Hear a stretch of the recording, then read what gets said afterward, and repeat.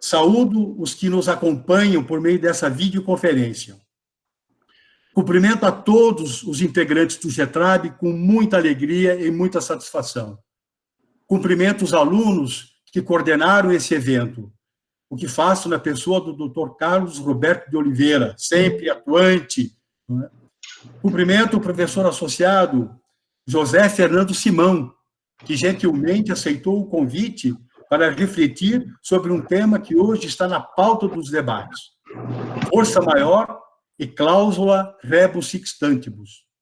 Tenho a mais profunda admiração pelo meu querido colega, professor Simão, pela brilhante carreira como professor no Largo São Francisco e pelo jurista respeitado com obra vasta e fecunda.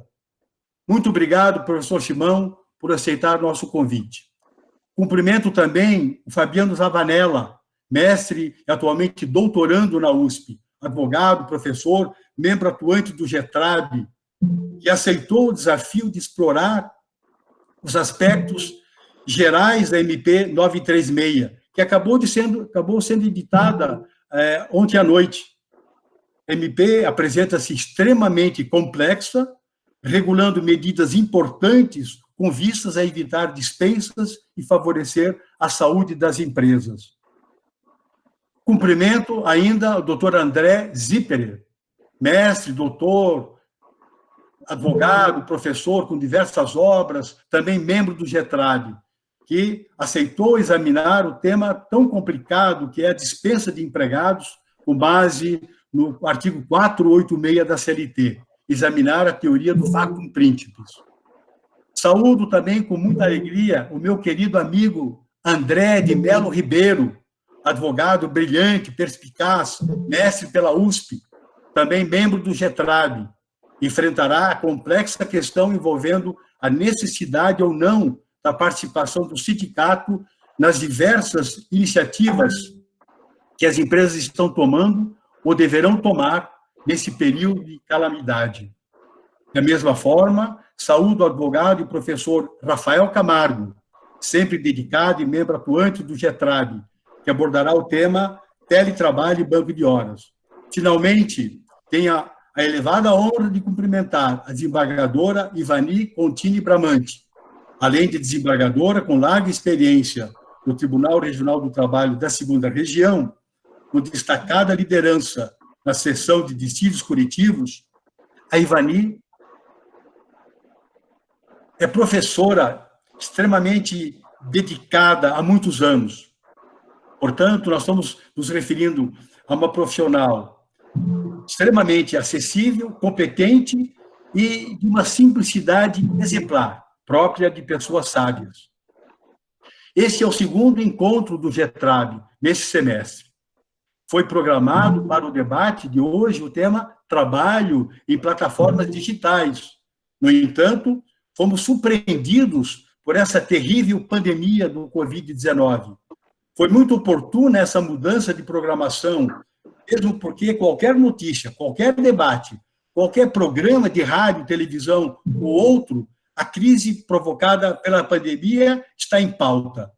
Essa calamidade afeta toda a comunidade, provocando rico debate junto à comunidade jurídica em face de seus efeitos, seja nas relações civis, seja comerciais, tributárias, mas, de modo particular, o grande debate que provoca envolve as relações de trabalho.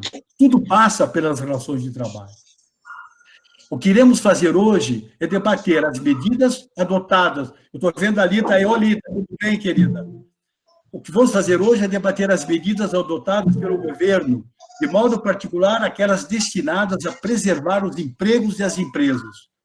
Estou convencido de que, pela relevância dos temas propostos para o debate de hoje, e em vista da autoridade dos expositores, o GETRAB, mais uma vez, cumprirá seu importante papel na esteira do quanto determinam as resoluções da USP no que se refere aos grupos de estudos. Desejo a todos, meus queridos amigos, minhas queridas amigas, uma excelente tarde e que seja extremamente proveitosa para todos. Gostaria de lembrar a todos que nos acompanham que desliguem o fone e também o vídeo, o que contribuirá para a excelência da apresentação. Quem tiver perguntas ou quiser fazer sugestões, por favor, utilize-se do chat. Eu passo a palavra para a coordenação para o Carlos Roberto, porque em seguida vamos dar início ao encontro, dando a palavra ao professor Simão, para enfrentar em 30 minutos o tema complexo para nós, difícil, né, e muitas vezes não revisitado pelos trabalhistas. Força maior, na sua essência. E o que significa cláusula rebus sic stantibus e como é que se aplica nos dias de hoje. Então, não sei se o Carlos quer falar alguma coisa antes de passar a palavra para o professor Simão. Professor, só fazer uma breve orientação, né? Nós estamos aqui aceitando várias pessoas que ainda estão entrando, estamos nesse momento com 148 pessoas aqui presentes, então é uma grande alegria para nós, do GETRAB, poder contar com a participação de todo mundo, e talvez essa é a orientação, que todos desliguem a câmera e também desliguem o microfone. Aqui na nossa aba, na direita, nós conseguimos acessar o chat. A Priscila vai apoiar aqui o chat, então todas as perguntas serão respondidas ao final. Estamos programando 40 minutos para as respostas dessas perguntas, e depois nós vamos fazendo a leitura. Então é importante que sempre deixe registrado no chat. Tá bom? Só isso, então. Muito bem. Eu omiti uma informação importante, é um agradecimento à Priscila Cesário, que sempre está à frente da parte tecnológica. Priscila, muito obrigado. Você tem sido, assim, uma colaboradora que nos tem impressionado. Muito obrigado por tudo. Eu estou vendo a carinha de muita gente aqui, que alegria revê-los, gente que eu não conheço, é um prazer conhecê-los. Então, vamos dar início. Professor Simão, um grande abraço, querido amigo do Largo São Francisco, que alegria poder ouvi-lo. Um grande abraço. Com a palavra, meu amigo Simão. Professor Manrich, eu queria começar fazendo um disclaimer. Qualquer palavra elogiosa da sua parte se deve mais à amizade do que às minhas qualidades. Eu conheci o professor Manrich no ano de 1994, era aluno de graduação, ele trabalhava com os dois professores, o professor Mascaro e o professor Magano, e sempre tivemos uma longa e profícua amizade. O professor Manrich estava no meu concurso de ingresso no Largo São Francisco e foi de uma fidalguia, antes, durante e depois, que me deixa sempre grato e contente. Meus amigos, o tema... Eu acho que alguém precisa desligar o microfone. Joselita Nepomuceno Borba, precisa desligar o microfone, senão vai por favor, desligue o telefone e o vídeo também, por favor, para facilitar, senão vai ficar muito difícil a transmissão. Por favor, desligue o vídeo. Deixa eu só fazer um esclarecimento quanto a desligar, tem gente perguntando. Arrastem o mouse para baixo da tela e aí vai aparecer um botão do microfone e o outro da câmera. É só desabilitar esses botões. Exatamente, Priscila. Exatamente. Bom, e é uma alegria, então, ser chamado por um grupo de pesquisa do professor Manrich, de Direito do Trabalho, para falar um pouco de direito civil. Eu sempre achei, e concordo com o professor Manrich, que, na verdade, o diálogo entre o civil e o trabalho é um diálogo constante, perene e profícuo, porque, bem ou mal, até a CLT nascer, era do Código Civil que saíam as disciplinas das relações trabalhistas. É difícil, num tempo de pandemia, discutir um tema como esse que o professor Manrich me propõe, por uma questão simples. Nós vimos o sistema jurídico do dia para a noite ser surpreendido por uma pandemia, por uma quarentena e uma desestruturação completa das relações pessoais. Ou seja, a partir do momento em que o cidadão sai da rua e vai para casa, eu vou ter problema dentro de casa e fora dela. Tanto é verdade que essa questão jurídica macro, em termos de direito civil, é objeto hoje de um projeto de lei do senador Anastasia, projeto 1179-2020, 1179-2020, que deverá amanhã ser votado pelo Senado. Um projeto que cuida das relações de direito privado em geral. Prescrição em decadência, uso capião, com direito do consumidor, locação, família e sucessões. Então, esse momento que nós vivemos, para falar desse tema, é um momento interessante, porque nós vamos resgatar, no fundo, as velhas categorias jurídicas. A cada 10 artigos, 9 dizem, estamos diante da força maior. A cada 10 artigos, 9 dizem, é a hora da extinção dos contratos por força maior. O que eu queria resgatar com vocês aqui nessa conversa, nessa meia hora que me foi concedida pelo professor Manrich, é o seguinte. Eu vou fazer uma breve nota sobre a situação do contrato pro direito civil no Brasil até o momento que a pandemia começou. Até o momento que a pandemia começou, nós tínhamos uma situação até 2019 e uma situação distinta a partir de 2019. O marco é a chamada Lei da Liberdade Econômica.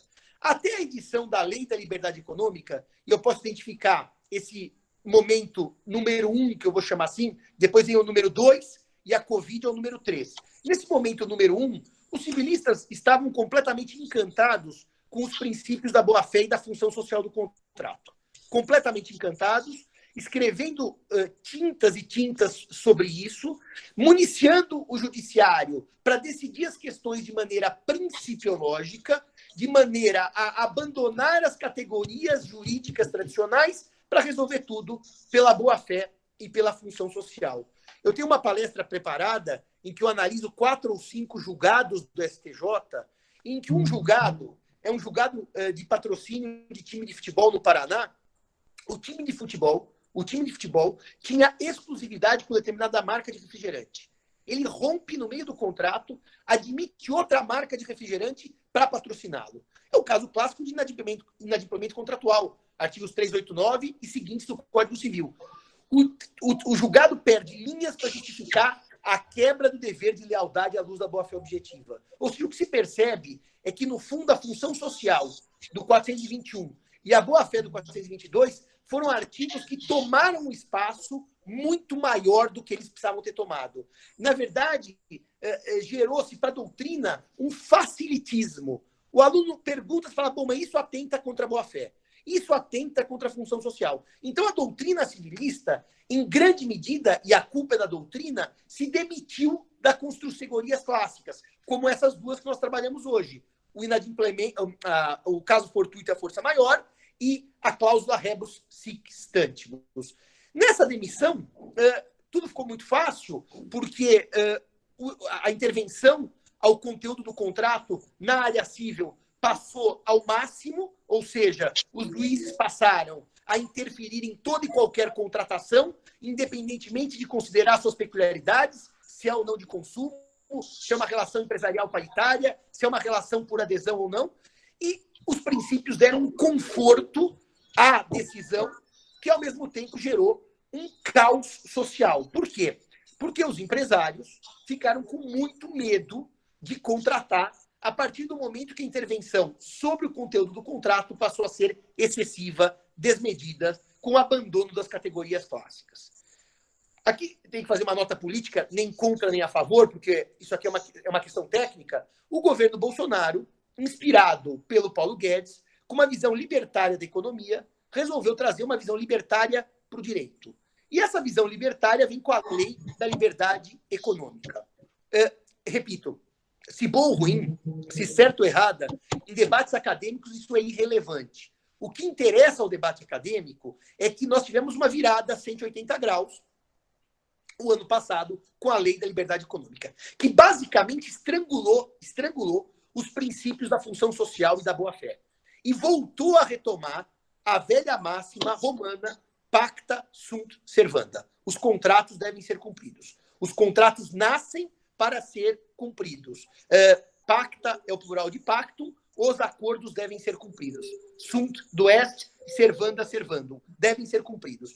Muito bem, a ideia da Lei da Liberdade Econômica, a ideia capitaneada por essa linha liberal na economia, é que o contrato deve ser respeitado na sua inteireza e o controle judicial do contrato deve ser um controle mínimo.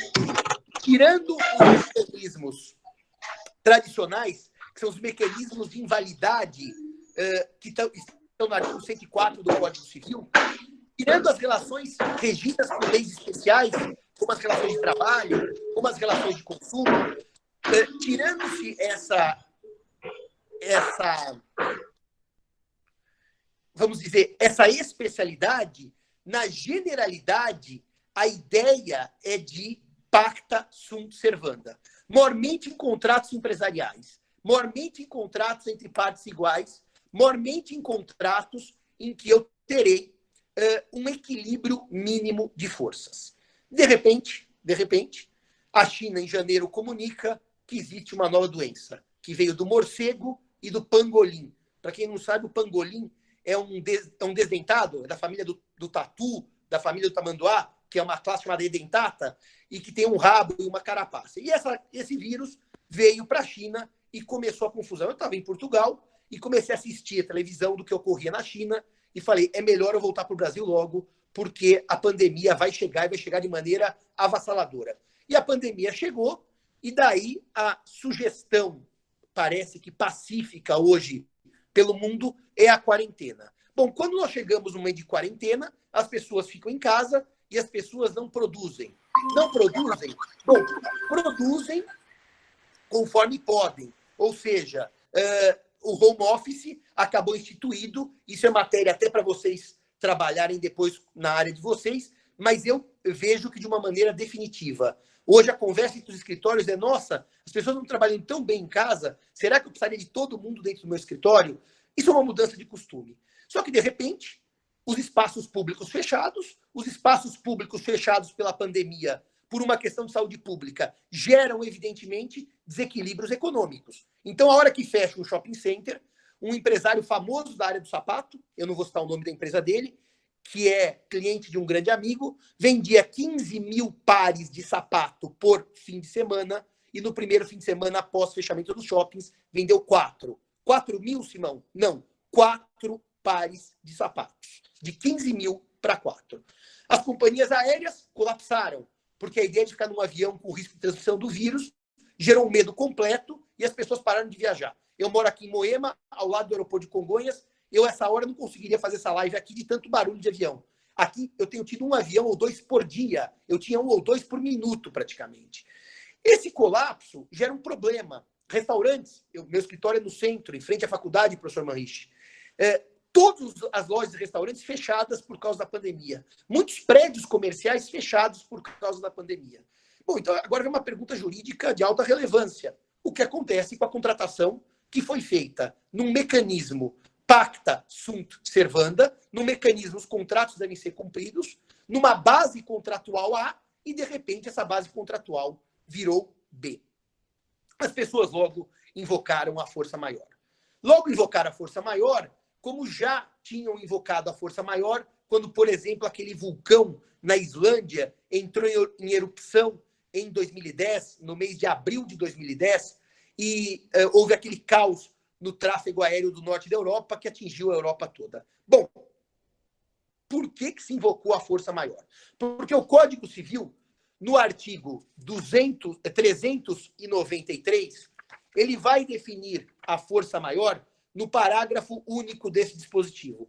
O artigo 393 vai dizer que, no parágrafo único, o caso fortuito ou de força maior verifica-se no fato necessário cujos efeitos não era possível evitar ou impedir.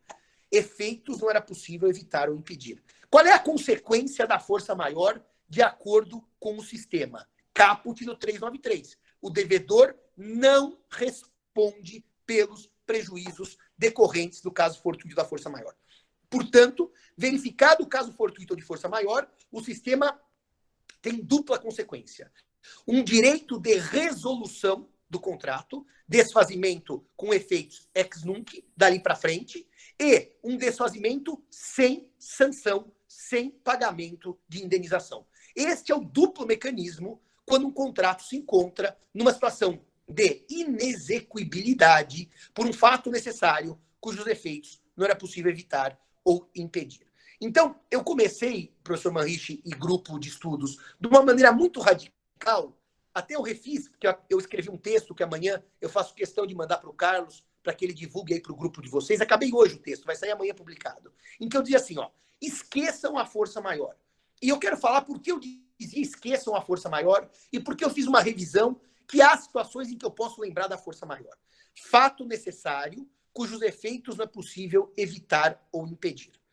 Quando um sujeito aluga uma loja em um shopping center, ou aluga um imóvel para ter um restaurante como o Café da Fazenda, que a maioria dos franciscanos já comeu, já tomou café ou já tomou água, ele evidentemente paga um aluguel, uma remuneração. Quando o estabelecimento fecha, é errado dizer, e eu tenho que pôr isso com todas as letras, que houve força maior e ele não pode pagar aluguel. Porque ele pode ser um homem muito rico que tenha feito um caixa para 10 anos de recessão, como, aliás, o jornal Valor Econômico de sexta-feira passada, dia 27, portanto, publicou uma nota que das empresas brasileiras com ações em bolsa, 85% delas têm capital para pagar aos seus empregados integralmente pelo período de 1 ano, 85%. E 15% tem capital para pagar para os seus empregados integralmente pelo período de 6 meses. Portanto, dizer que o sujeito não pode pagar o aluguel porque ele não está faturando é um equívoco, porque a prestação dele é dar dinheiro. E o fato necessário, que foi a pandemia, não impede que o locador dê dinheiro ao shopping center, que o locador dê dinheiro que o locatário dê dinheiro ao shopping center, que o locatário dê dinheiro ao seu senhorio, ao seu locador. Não há relação entre perder a clientela e não pagar como fator de força maior. Não há. Agora, a força maior pode entrar como fato necessário cujos efeitos não era possível evitar ou impedir. Só uma nota rápida. Simão, por que você está falando de força maior? Eu poderia falar força maior, vis maior, ou caso fortuito, casus minor. As duas categorias têm exatamente o mesmo efeito pro direito civil. Aqui não é uma live, um debate sobre relação de consumo. Se fosse sobre relação de consumo, eu precisaria separar o fortuito interno, pelo qual o fornecedor responde, do fortuito externo, pelo qual o fornecedor não responde. Mas aqui nós estamos trabalhando direito civil. E para o direito civil é absolutamente irrelevante chamar um evento de fortuito ou de força maior. Hoje, ainda relendo Pontes de Miranda para esse meu artigo, Pontes de Miranda é categórico. É perda de tempo da doutrina fazer a diferença entre um e outro. Portanto, quando os senhores ouvirem caso fortuito ou força maior, tomem por equivalentes nesta situação que eu estou trabalhando, que é do direito civil. Se fosse consumidor, eu precisaria abrir um outro leque para discutir o fortuito interno e o fortuito externo. Mas, para o Código Civil, a força maior e o caso fortuito, portanto, vão produzir uma impossibilidade de cumprimento da prestação. Impossibilidade. Eu não consigo cumprir mais. Pagar aluguel. A obrigação pecuniária, meus amigos, minhas amigas, que é dar dinheiro, eu consigo cumprir mesmo durante a pandemia. Eu consigo cumprir mesmo com a loja fechada, porque eu posso ter capital investido para isso. O debate não vai ser nessas bases. Mas por que eu disse a vocês na conversa, e quero voltar um pouco atrás, que eu dizia, não falem de força maior, e eu andei refletindo, e há situações para falar de força maior na área civil. Vou dar um exemplo. Os contratos que tragam prestação de fazer, como, por exemplo, uma empreitada, nós temos um problema clássico. O empreiteiro vai ter uma mão de obra no campo para realizar aquela construção. Ora, meus amigos, se as pessoas estão confinadas em quarentena, o empreiteiro não terá, muito provavelmente, aqueles seus empregados à disposição, aqueles seus colaboradores à disposição, para construir um muro, para levantar o prédio. Aí sim, eu vejo uma situação de força maior, porque o fato é necessário, a quarentena em razão da Covid-19, e os efeitos não é possível evitar ou impedir. Eu não poderia ter máquinas para realizarem aquela construção, porque eu contratei uma empreiteira com seres humanos, com pessoas. Outro caso, querem ver? Aliás, aconteceu comigo. Eu sou um sujeito que adora música clássica, eu assino a Sala São Paulo, e toda semana, às quintas-feiras, eu estou na Sala São Paulo. Aliás, assino a Sala São Paulo e o Municipal. Domingo, Municipal, e quintas-feiras, Sala São Paulo. O que aconteceu? Com a Covid, evidentemente, não há mais apresentação musical. Poderia eu cobrar perdas e danos por não estar assistindo à Sala São Paulo ou Municipal? Não, porque essa é a força maior clássica, que impede a aglomeração de pessoas pela doença e que impede também a realização da própria orquestra, que a orquestra não pode treinar, afinal não pode haver ajuntamento de pessoas. Dito isto, se isso realmente pode se enquadrar como força maior, pode se enquadrar como resolução contratual, eu, Simão, teria o direito de devolver a minha assinatura e pegar o dinheiro de volta, devolver minha carteirinha. Aliás, a Sala São Paulo, o Municipal, mandaram para mim essa proposta, e eu não aceitei, porque eu quero continuar indo. O que aconteceu, então? Só para dizer para vocês, eu não posso cobrar perdas e danos pelo fato de não estar quintas-feiras assistindo os espetáculos da Sala São Paulo ou pelo fato de não estar indo ao Municipal aos domingos. Agora, nos contratos em que a obrigação é de dar dinheiro, nós temos que reler esses contratos e vamos pensar na locação. A locação, hoje eu conversava com um amigo juiz, que está num grupo de magistrados aqui de São Paulo, da Justiça Estadual, ele me contava que as ações pedindo para não pagar o aluguel explodiram no judiciário. Quer dizer, desde o dia 20 de março, com a quarentena, já temos diversas ações para pedir a isenção ou diferimento do pagamento do aluguel. E como é que a gente trabalha isso como categoria jurídica para o direito civil? A gente retoma aquela velha ideia criada pela doutrina canônica, porque não se esqueçam que descumprir o contrato na Idade Média era pecado. Era pecado porque era descumprir a palavra dada, era defraudar a palavra dada.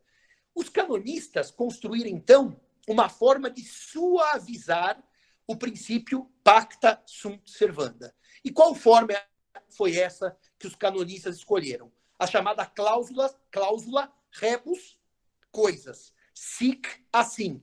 Stantibus estando. Estando assim as coisas.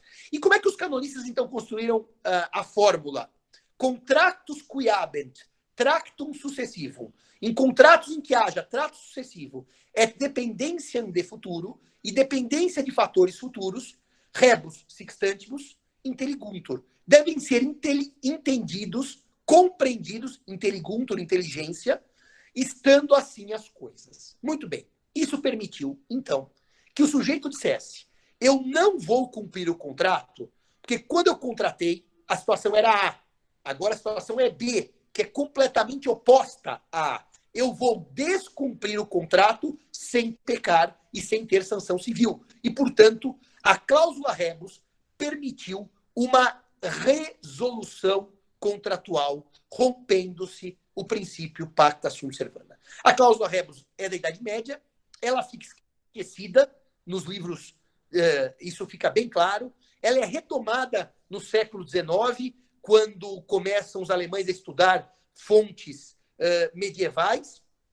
E o que acontece? Ela não tinha lá muito prestígio, porque o Código Civil francês era um código do princípio pacta sunt servanda, uma reação dos burgueses à nobreza e etc.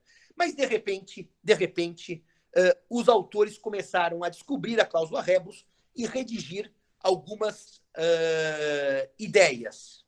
A obrigação do empregador de dar dinheiro não ficou impossível? Não, ela não ficou impossível. É isso que eu quero dizer. Ela ficou onerosa, mas não impossível. Impossível é exatamente o que ela não ficou, Guilherme, que é o que eu estou tentando exatamente construir agora, e eu peço um minutinho de paciência que eu vou chegar lá. Com a cláusula rebus relida no século XIX e século XX, surgiram várias teorias. E a teoria que despontou como clássica foi a teoria da imprevisão. A teoria da imprevisão é uma teoria que prevê que, se por motivos imprevisíveis houver mudanças entre a formação do contrato e a execução do contrato, eu posso ter, então, resolução contratual ou revisão contratual. Essa teoria ela é aplicada na França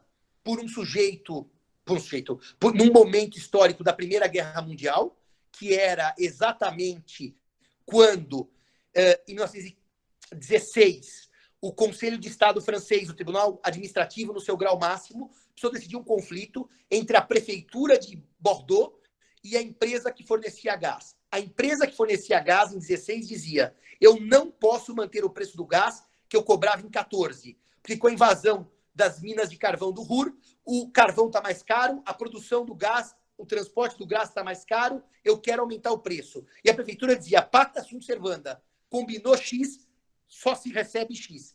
E o Conselho de Estado, usando uma leitura de um sujeito chamado Chardonnay, disse: não, a situação mudou por motivos imprevisíveis, que foi a guerra, então vamos fazer a revisão do contrato da Companhia de Gás de Bordeaux.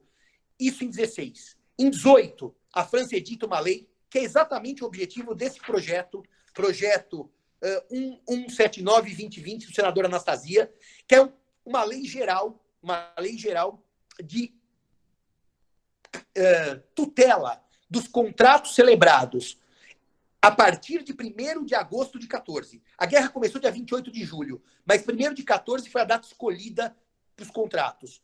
E que fossem celebrados antes dessa data, portanto, Então, vamos falar com mais calma para vocês não se perderem. Os contratos celebrados até o início da guerra, 1º de agosto de 14, e os efeitos dessa lei valeriam até 3 meses após o fim da guerra. Então, era para contratos anteriores à guerra, mas os efeitos da lei perdurariam por 3 meses depois do fim do conflito armado.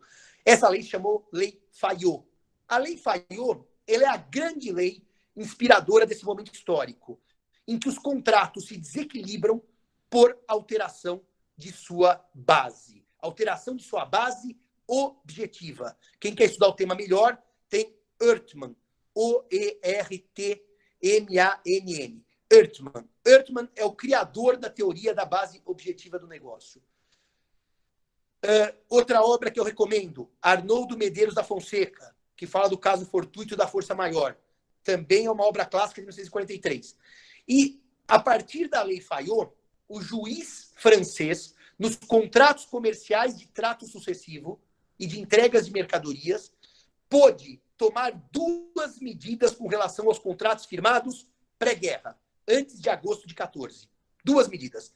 Ou a resolução, a extinção, sem perdas e danos, ou a suspensão dos seus efeitos. Para dizer, o contrato não produz efeitos até que a situação volte à normalidade. A partir daí, eu explico para vocês que existem contratos que podem ser juridicamente cumpridos. E se podem ser juridicamente cumpridos, a obrigação de dar dinheiro não deixa de poder ser cumprida porque eu estou com o shopping fechado e eu não vendo nada. O dar dinheiro, não. O fazer o show, sim. Eu não posso trabalhar o dar dinheiro pela ótica da impossibilidade fática da prestação, mas sim pela alteração das circunstâncias e da mudança de base objetiva. E é aí que entra, talvez, a parte mais interessante desse debate. Esse projeto tem um artigo que cuida especificamente da locação, e esse artigo é um dos artigos mais atacados hoje. Aliás, é um artigo que dificilmente prevalecerá, tendo em vista que esse artigo acabou sendo detestado pelos locadores, que ele vai prever que os locatários podem pedir a suspensão total ou parcial do pagamento de aluguel. Reparem que redução de salário de empregado, suspensão de pagamento ou redução de pagamento, no fundo é a mesma coisa. É uma redução da prestação de dar dinheiro, não porque ela se tornou impossível, mas porque mudou a base do negócio. Aliás, diz o projeto, e eu acho que nesse ponto ele não vai ser aprovado, no seu artigo 10º, que os valores diferidos no tempo serão pagos mensalmente, correspondendo cada prestação, a partir de outubro de 2020, um acréscimo de 20% para compensar os aluguéis não pagos no período da pandemia. O que faz o projeto Anastasia, o que fez a Lei Fayot e o que faz o direito civil numa situação de mudança de base. Eu vou falar em linhas gerais. Nesse meu artigo eu falei um pouquinho de locação, um pouquinho do setor elétrico, um pouquinho do setor de educação. Eu falei de várias coisas, mas aqui eu vou resumir porque eu vou falar mais 5 minutos. Mas o que faz o direito civil, então?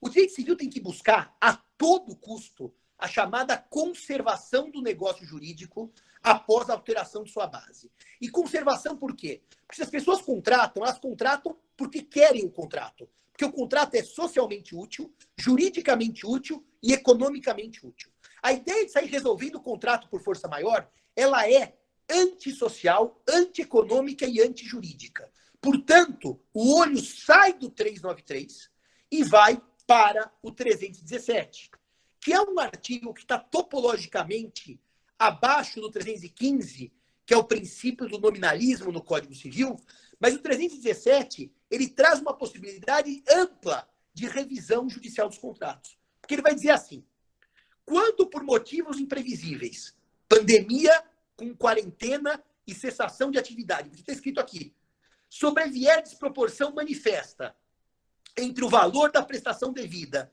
e o do momento de sua execução, ou seja, entre a formação e a execução ao desequilíbrio, tecnicamente, Orlando Gomes bem diz e Pontes Miranda, há uma quebra do sinalagma funcional, o contrato nasce equilibrado e há uma quebra do sinalagma funcional. Então, o que o juiz vai ter que fazer? Recuperar e tentar equanimemente dar um equilíbrio a um contrato que tinha esse equilíbrio e esse equilíbrio se perdeu. Eu estou impressionado, Carlos e professor Manrique, com 208 pessoas nos assistindo.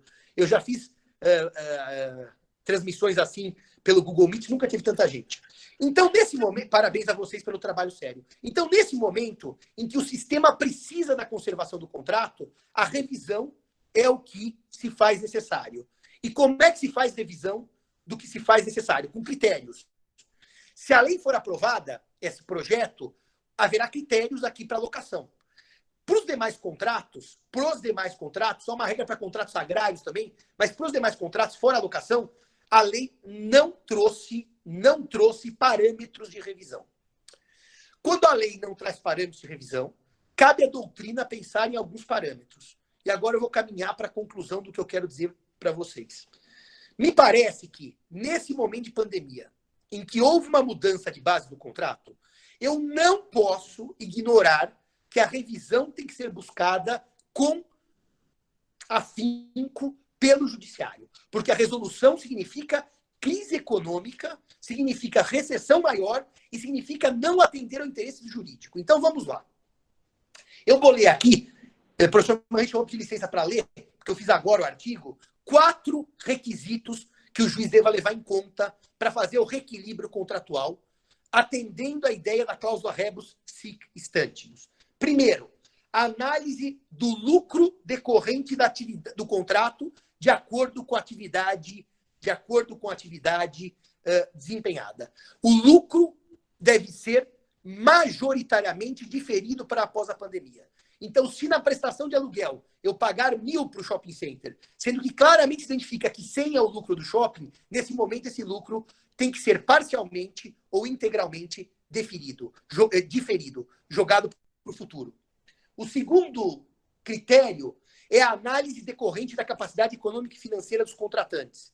Eu não posso tratar uma loja, eu vou dar um exemplo qualquer porque saiu na internet, Casas Marisa, que tem 500 lojas ou 1.000 lojas no Brasil inteiro, dizendo que não pode pagar o aluguel porque o shopping center está fechado, como eu trataria aquele sujeito que tem uma pequena bombonière, uma só, em um único shopping do Brasil, e que a hora que aquela bombonière fecha, acaba a atividade econômica que ele entrega bombom pela internet. A capacidade econômica e financeira tem que ser levada em conta na hora do sopesamento desse diferimento, desse atraso não culposo, desse atraso involuntário no pagamento das prestações. Isso também tem que ser levado em conta.